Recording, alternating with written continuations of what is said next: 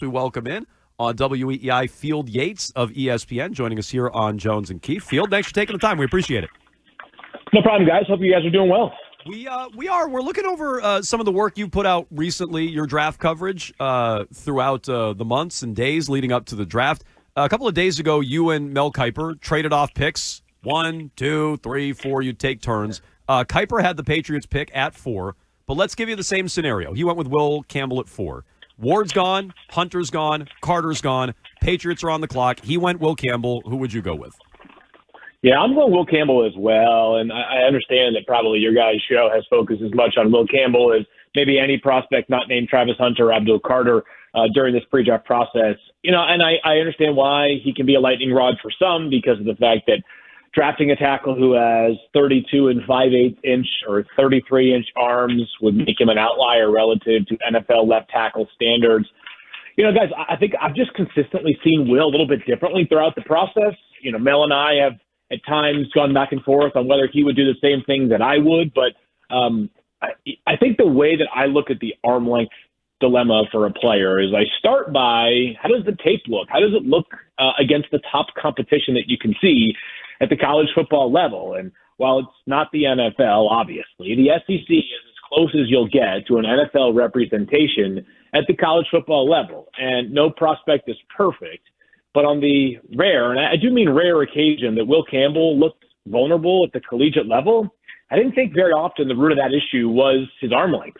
I don't see guys consistently getting into the chest of Will Campbell, which is one of the primary concerns you have about an offensive tackle who lacks premier length. Or defensive ends just saying, hey, we're going to get our hands on you first, and no matter how good your footwork is or no matter how strong your base is, we're just going to find a way to work our way through or around you. I didn't see that with Will. He's one of the cleanest prospects in the entire class, truly.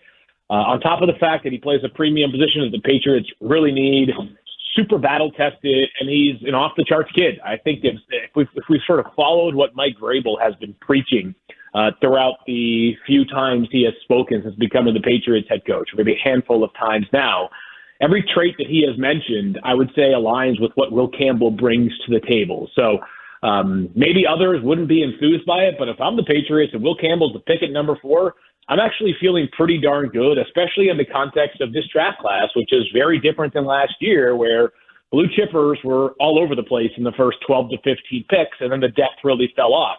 This year, there's just not nearly as many superstar blue chip caliber players, but there's a lot of guys in rounds 3 to 5 that will probably make your roster and compete early on in their careers.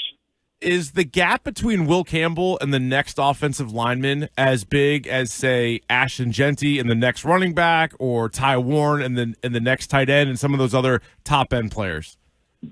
I think the biggest gap from player 1 to player 2 at the positions that you just asked, for me, it's clearly running back.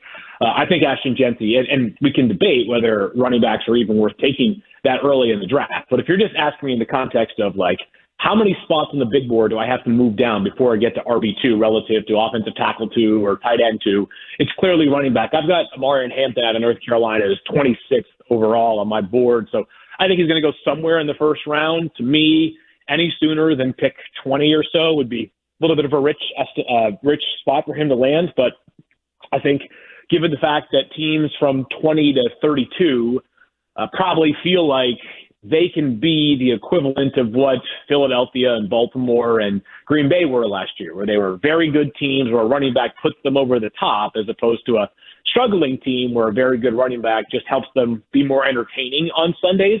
So I think 20 to 32 is a range for Amari Hampton, but I feel like Jeanty is in a whole different stratosphere of player. This guy he's unbelievable. I mean, I think he has the clearest path to becoming a Pro Bowler as a rookie, and that's independent of where he lands as an NFL player. Like, he could go to the Raiders at 6, he could go to the Bears at 10, he can go to the Saints at 9, and I'd like his odds because he's that special of a player. And you would imagine that whoever drafts him very high is going to be motivated to lean on Ashton Jeanty a lot, since we know that A, running backs assimilate to the NFL a whole lot easier, and B, they don't often last that long relative to other positions, so you might as well get maximum value early. So you mentioned your big board and the gap at running back. Mason Graham-Demembu is 3 to 8. At tight end, you have Warren at 7 and Loveland at 11. So those are much tighter. You can see Field Yates' full big board. He tweeted it out today at Field Yates on Twitter. You have Abdul Carter 2.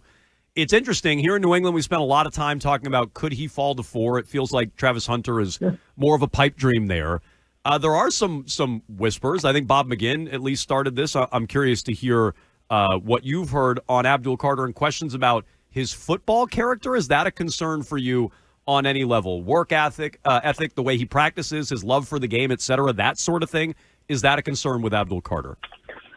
It's not, for me, to the point that I would bypass him at number 4 if he gets there for New England. I'd say that much. I haven't ruled out Abdul Carter at number 2 to Cleveland. I think there's a lot of momentum for Travis Hunter, but I don't think that it's a complete done deal. I sort of feel like the only thing that's a done deal right now in the draft is Cam Ward going number 1 overall to Tennessee. But no, I don't do that. It's not how that's not the information I've received on Abdul Carter. And I mean, it didn't seem to prevent him from being an incredible player these past couple of seasons, 3 seasons at Penn State, 2 of which he was playing in a variety of different spots. Last year, he played primarily as an edge rusher, had those 12 sacks. And I mean, listen, I guess this is the time of the year that we hear this kind of stuff more often, but a guy who probably could have sat out last season, or maybe like sat out half the season after he had showed what he was as an edge rusher, also played through a pretty serious shoulder injury late in the year when he didn't necessarily have to, right? And we see guys tap out of bowl games and tap out of late portions of the season all the time. And Abdul Carter kept going for Penn State. I think that speaks to the person that he is and speaks to the person that, or the kind of player that he is. And he's an unbelievable player too. Like, the Patriots have obviously invested a lot on defense already this offseason, and there's a glaring left tackle need that must be addressed at some point, wide receiver as well. But if Travis Hunter goes 2 to the Browns and Shedeur Sanders goes 3 to the Giants, if I'm the Patriots, I'm doing the metaphorical sprint the card into the commissioner and take Abdul Carter right away. Well, Phil, you mentioned Shedeur Sanders, and it feels like from mock draft to mock draft, looking at everybody, there's no real true consensus on where Sanders could go. As a Patriots fan, all we're hoping is he goes 2 or 3. Right now, with a week to go before the draft, what kind of likelihood would you give that Sanders is a top 3 pick? I think it's possible. I really do. And I think that there have been some people that have been saying, hey, this late quarterback workout for Shedeur Sanders and then Tyler Shuck and Jalen Milroe is part and parcel for the quarterback evaluation. And that, I think, has been true in some occasions in the past. I just think it also speaks to the idea that this team is still trying to figure this out, right? And I frankly, maybe I should, but I can't recall. Maybe you guys do offhand. Like last year around this time, did you guys recall, like, hey, the Patriots are down in North Carolina working out Drake May, or LSU working out Jaden Daniels, to see whichever of those 2 falls, whether they be like truly enamored by the player?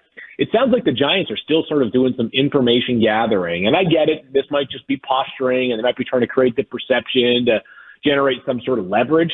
I'm just not so sure what kind of leverage they have, because I'm not sure that any team is going to move up to try to get Shedeur Sanders either ahead of number 3 or at number 3 to trade away from the Giants. So I think it's possible.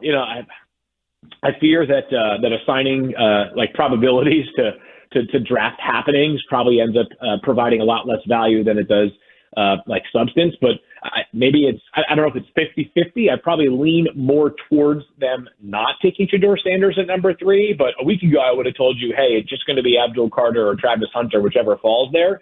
I feel that it's more likely they take Shedeur Sanders at 3rd overall compared to where I was at this time last week. Field Yates, ESPN. You can check out his big board, top 200 prospects at ESPN. You can follow him on Twitter at Field Yates. You highlighted earlier this week teams that could move up or down in the draft. You put the Patriots in their own category as a team that could trade up or down. I'm assuming you mean down from 4, up from 38. The whole climate in this draft you hear is that no one's really looking to move up, at least early. Is that the kind of thing the Patriots could capitalize on at 38? Maybe they get stuck at 4 because no one's looking to move up. But if no one's looking to move up later on, could they really capitalize and get a good deal to move up from 38 to, I don't know, the mid to early 20s?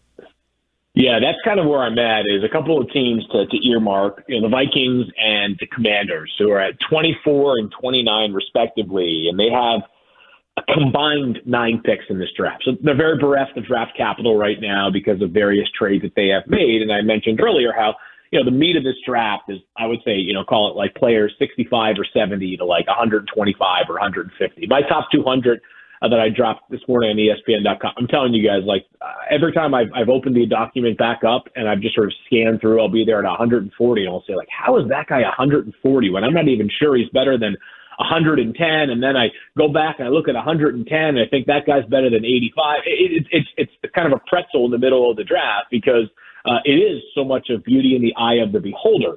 But for the Patriots, when you do have such obvious needs right now and you have this aggressive mentality that is sort of prevailed all off season, maybe you do take advantage of it where, at the back end of the first round, if one of these offensive tackles is still there, the Commanders are not a team that needs a left tackle. The Vikings aren't a team that needs a left tackle. They might be motivated to move down to pick up some extra draft capital and turn their 9 combined picks into 10, 11, or 12, right?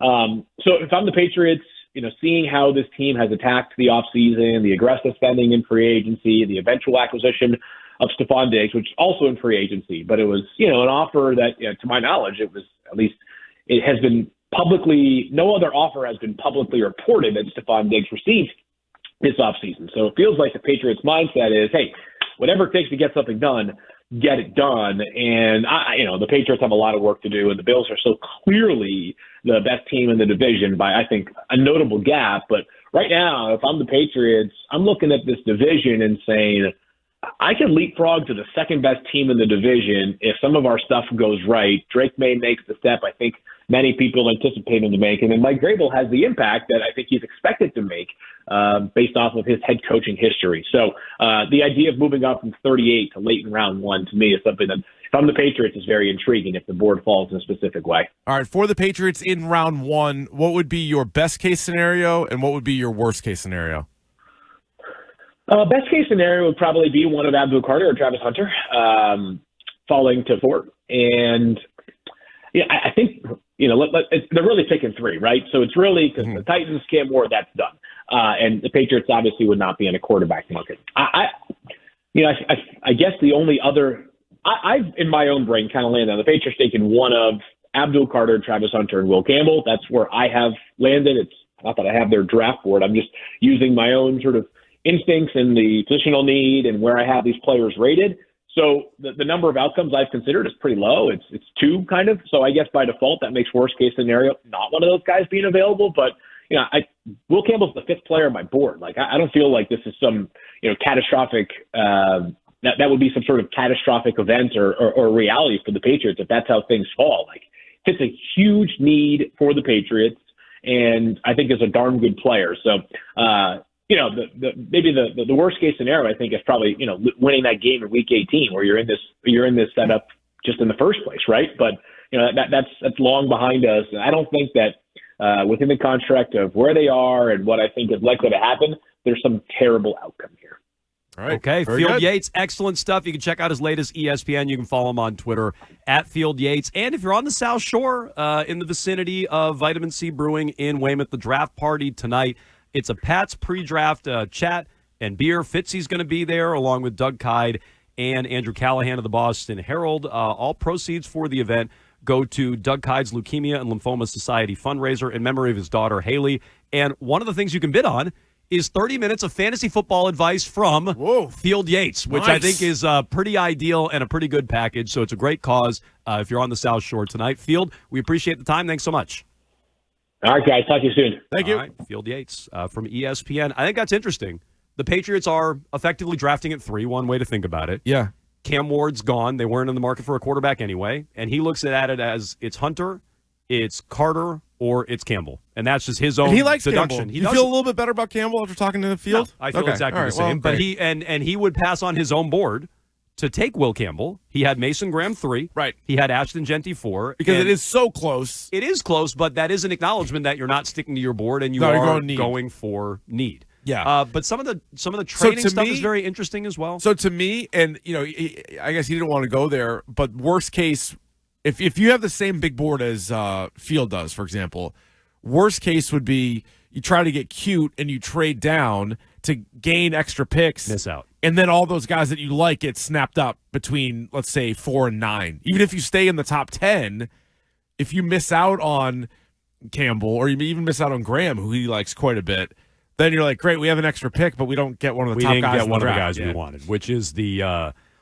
quite the conundrum for the Patriots at pick 4. Do you trust Mike Vrabel, the big brain, the thing?